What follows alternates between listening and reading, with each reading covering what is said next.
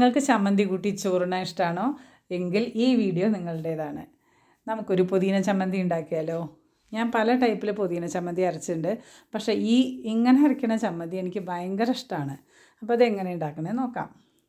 ആദ്യം പുതിന നല്ലപോലെ ക്ലീൻ ചെയ്ത് തണ്ടുന്നെല്ലാം മാറ്റി ഒരു 10 മിനിറ്റ് വെള്ളത്തിലിട്ടതിന് ശേഷം 2-3 പ്രാവശ്യം കഴുകി വൃത്തിയാക്കണം.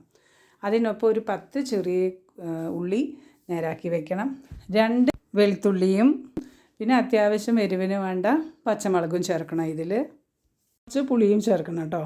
പിന്നെ ഈ പച്ചമുളക് ഉണ്ടല്ലോ, ആ ചെറിയ പച്ചമുളക്, കുഞ്ഞൻ പച്ചമുളക്, അതിൻ്റെ ചട്ടിയിലുണ്ടായ കാന്താരി മുളകാണ് കേട്ടോ. എന്നിട്ട് നാളികേരവും പുളിയും വെളുത്തുള്ളിയും ചെറിയ ഉള്ളിയും പച്ചമുളകും കൂടി അരയ്ക്കുക. ഈ പുതിന ഞാൻ വെറുതെ ഒന്ന് വാട്ടിയെടുത്തിട്ടുണ്ട് കേട്ടോ, ചൂടാക്കി എടുത്തിട്ടുണ്ട്. എണ്ണ ഒഴിക്കേണ്ട ആവശ്യമില്ല. ആ പുതിനയിലയും കൂട്ടി അരയ്ക്കുക. നല്ല ടേസ്റ്റുള്ള പുതിന ചമ്മന്തി റെഡി. ഇത് കൂട്ടി നിങ്ങൾ ചോറുണ്ട് നോക്കൂ, അടിപൊളി ടേസ്റ്റാണ്. ഒരു പ്രാവശ്യം ഇങ്ങനെ ട്രൈ ചെയ്യൂ കേട്ടോ.